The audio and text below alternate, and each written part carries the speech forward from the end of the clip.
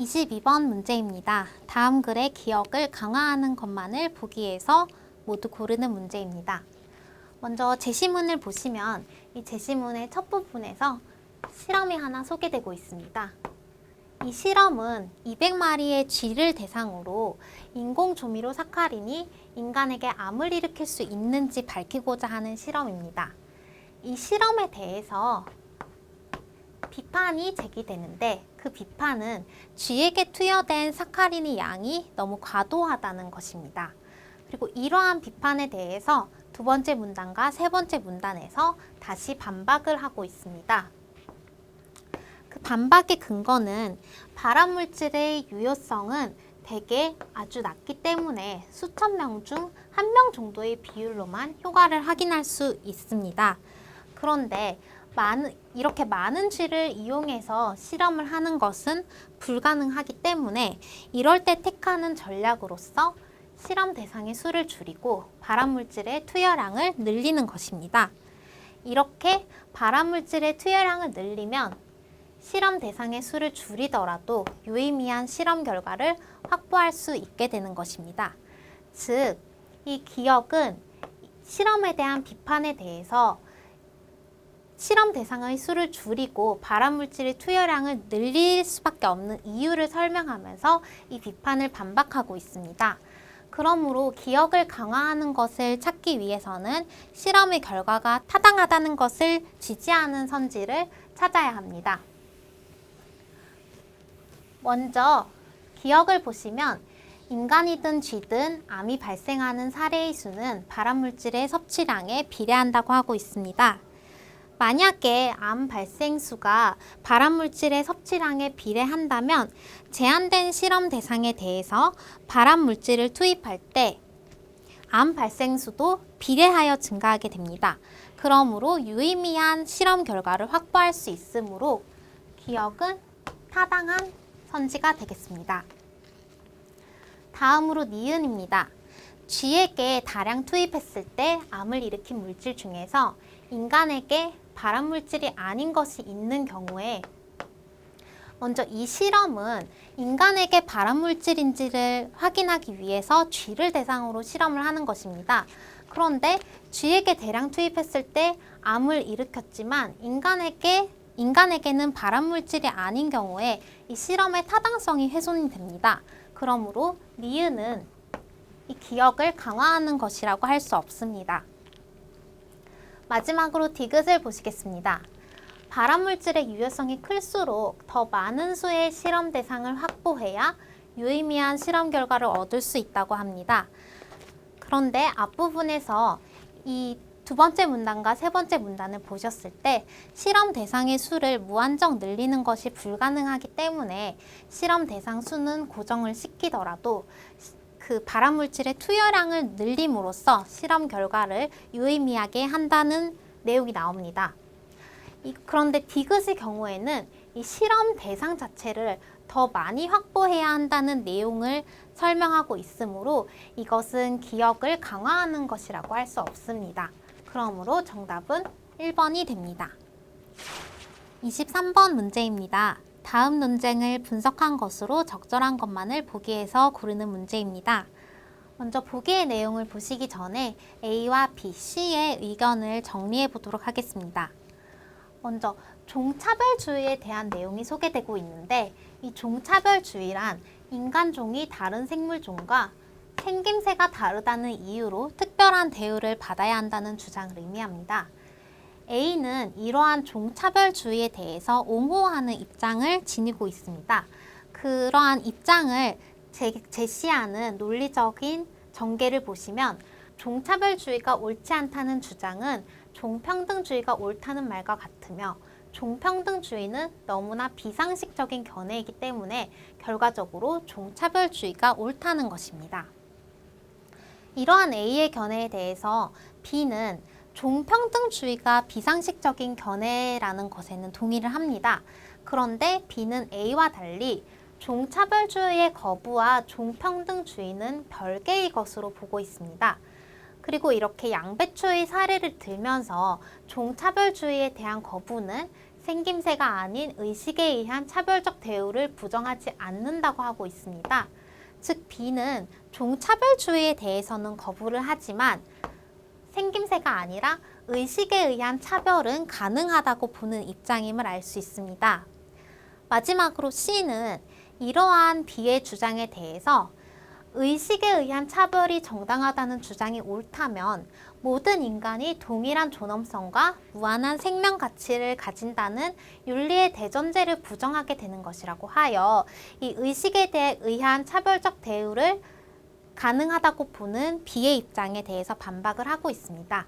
즉 정리를 해보시면 A는 먼저 종차별주의에 대해서 옹호를 하고 있으며 B는 종차별주의는 거부하지만 의식에 의한 차별은 부정하지 않습니다. 그 마지막으로 C는 이러한 B와 달리 의식에 의한 차별도 불가능하다고 보고 있습니다. 먼저 기억을 보시면 A는 종차별주의와 종평등주의가 서로 모순된다고 보지만 B는 그렇지 않다고 합니다. 이것은 앞서 A의 견해에서 종차별주의가 옳지 않다는 주장은 종평등주의가 옳다는 말과 같다는 것에서 이 종차별주의와 종평등주의를 모순으로 본다는 것을 도출할 수 있습니다.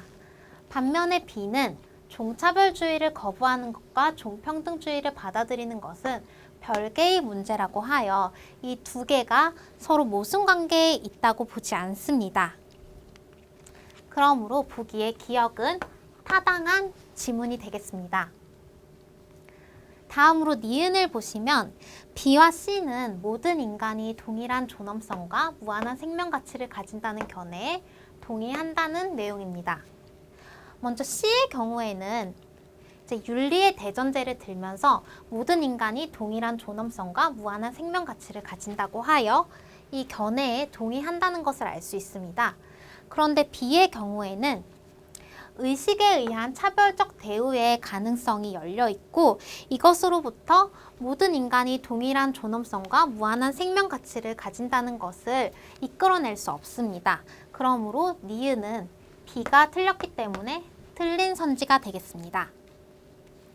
마지막으로 디귿을 보시면 C는 인간과 인간이 아닌 것 사이에 차별적 대우를 정당화하는 근거가 있다는 것에 동의하지만 A는 그렇지 않다고 하고 있습니다. 그런데 먼저 A는 기본적으로 종차별주의에 대해서 옹호를 하는 입장이며 종차별주의는 생김새를 근거로 인간과 다른 생물종 간의 차별을 정당화하는 입장입니다. 그러므로 여기서 A는 인간과 인간이 아닌 것 사이에 차별적 대우를 정당화하는 근거가 있다는 것에 동의한다가 되어야 합니다. 그러므로 디귿은 틀린 것이 되어 정답은 1번입니다. 24번 문제입니다. 다음 글의 기억의 내용으로 가장 적절한 것을 고르는 문제입니다. 먼저 제시문을 보셨을 때 갑은 출산 이후 산모 신생아 건강관리 서비스를 신청하였으며 이 갑의 신청을 검토한 땡땡군은 이 조례와 운영 규정이 불일치한다는 문제를 발견하였습니다. 기억의 내용을 보시면 운영 규정과 조례 중 무엇도 위반하지 않고 갑이 해당 서비스를 이용할 수 있도록 조례나 운영 규정을 일부 개정하였다는 내용이 나옵니다. 따라서 이 제시문을 보실 때는 조례와 운영 규정의 차이점에 유의하며 제시문을 읽어야 하고 그리고 조례와 운영 규정에 따라 서비스를 받을 수 있는 조건을 확인해야 합니다. 먼저 글의 첫 부분부터 보시면 갑은 2020년 7월 2일이 출산 예정일이었습니다. 그리고 실제로 아이를 출산한 날은 20년 6월 28일입니다. 20년 7월 10일에 갑은 건강관리 서비스를 신청하였고 20년 1월 1일에 주민등록을 한 이후로 주민등록지를 변경하지 않았습니다. 다음으로 조례와 운영 규정을 보시면 이 해당 서비스를 이용할 수 있는 경우로서 주민등록을 두고 있는 경우와 외국인 등록을 한 경우를 나누어서 규정하고 있습니다. 그런데 갑의 경우는 주민등록을 한 경우이기 때문에 이 첫 번째 경우에 더 유의하면서 규정을 파악하도록 하겠습니다. 먼저 조례를 보시면 출산 예정일 또는 출산일을 기준으로 6개월 전부터 계속하여 주민등록을 두고 있어야 합니다. 그러므로 조례에 따를 때는 예정일의 6개월 전인 20년 1월 2일 혹은 출산일의 6개월 전인 19년 12월 28일을 기준으로 주민등록이 되어 있어야 합니다. 앞서 확인했듯이 갑은 20년 1월 1일부터 주민등록을 두고 있기 때문에 이 20년 1월 2일 이후에 주민등록을 두면 해당 서비스를 이용할 수 있다는 조건을 충족하여 서비스를 신청할 수 있습니다. 그런데 운영규정의 경우에는 출산일을 기준으로 6개월 전부터 주민등록을 두고 있어야 합니다. 그러므로 운영규정을 따를 때 갑은 19년 12월 28일을 기준으로 주민등록을 해야 합니다. 그런데 이 경우에는 갑이 이 조건을 만족하지 못하게 되어 서비스를 이용할 수 없게 됩니다. 따라서 조례에 따르면 서비스를 이용할 수 있고 운영규정에 따르면 서비스를 이용할 수 없기 때문에 운영규정을 그 조건을 확대하는 방향으로 개정해 주어야 합니다.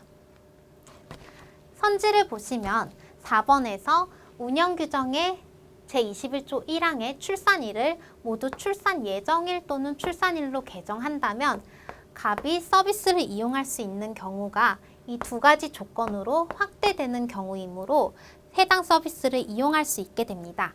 그러므로 24번의 정답은 4번이 되겠습니다.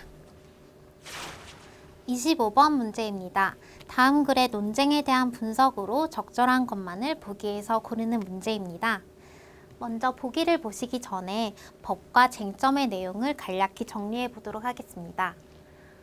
보험업법 1항의 경우에는 손해사정을 업으로 하려는 법인은 2명 이상의 상근 손해사정사를 두어야 하고 업무의 종류별로 1명 이상의 상근 손해사정사를 두어야 합니다.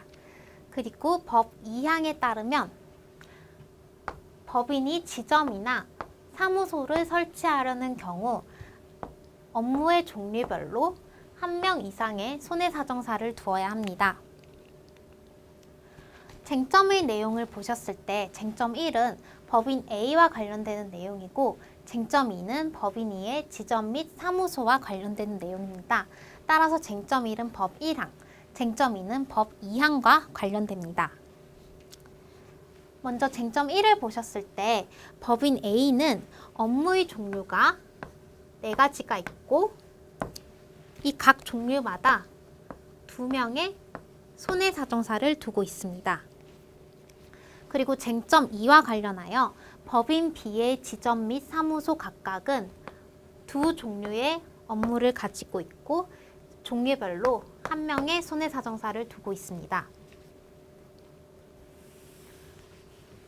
여기까지 정리한 내용을 바탕으로 보기를 판단하도록 하겠습니다. 먼저 기억을 보시면 쟁점 1과 관련하여 법인 A에는 비상근 손해사정사가 2명 근무하고 있지만 이들의 수행하는 업무의 종류가 다르다는 사실이 밝혀진다면 갑의 주장은 옳고 을의 주장은 옳지 않다는 것입니다. 먼저 법인 A는 총 8명의 손해사정사가 근무하고 있는데 이 중에 2명이 비상근 손해사정사라면 나머지 6명은 상근 손해사정사가 됩니다. 그러므로 앞서 1항에서 2명 이상의 상근 손해사정사를 두어야 한다는 조건은 충족을 하게 됩니다. 그리고 이때 비상근 손해사정사가 수행하는 업무의 종류가 다르다면 업무의 종류별로 1명 이상의 상근 손해사정사를 두게 되는 것이므로 이 경우 역시 법을 어기지 않게 됩니다. 지금 쟁점 1을 보셨을 때 갑은 이 법인 A가 법을 어기고 있다고 주장하고 을은 어기지 않고 있다고 주장을 합니다. 그런데 이 기억의 경우에는 법인이 법을 어기지 않게 되는 것이므로 갑은 옳지 않고 을은 옳다가 되어야 합니다. 따라서 기억은 틀린 지문입니다. 다음으로 니은을 보시면 쟁점 2와 관련하여 법인 B 지점에 근무하는 손해사정사가 비상근일 경우에 갑은 손해사정사가 반드시 상근이어야 한다고 생각하지만 을은 비상근이어도 무방하다고 생각한다는 사실은 법인 B에 대한 갑과 을 사이의 주장 불일치를 설명할 수 있다는 내용입니다. 먼저 법 2항의 내용을 상근으로 해석한다면 이 법인 B는 비상근 손해사정사만 두고 있기 때문에 법을 어기는 것이 되고 비상근이어도 무방하다고 해석한다면 법을 충족하게 되는 것입니다. 그러므로 이 법 2항의 손해사정사를 어떻게 해석하는지에 따라서 갑과 을 사이의 주장 불일치를 설명할 수 있으므로 니은은 타당한 지문이 됩니다. 마지막으로 디귿을 보시면 법인 A 및 그 지점 또는 사무소 그리고 법인 B 및 그 지점 또는 사무소에 근무하는 손해사정사가 모두 상근이라면 을의 주장은 쟁점 1과 쟁점 2 모두에서 옳지 않다는 내용입니다. 그런데 여기서 법인 A와 법인 B에 근무하는 손해사정사들이 모두 상근이라면 법인 A는 2명 이상의 상근 손해사정사를 두고 있고 업무의 종류별로도 1명 이상의 상근 손해사정사를 두고 있습니다. 그러므로 법을 어기지 않고 있다고 하는 을의 주장은 타당한 것이 됩니다. 따라서 디귿은 틀린 지문이 되겠습니다. 그러므로 정답은 2번입니다.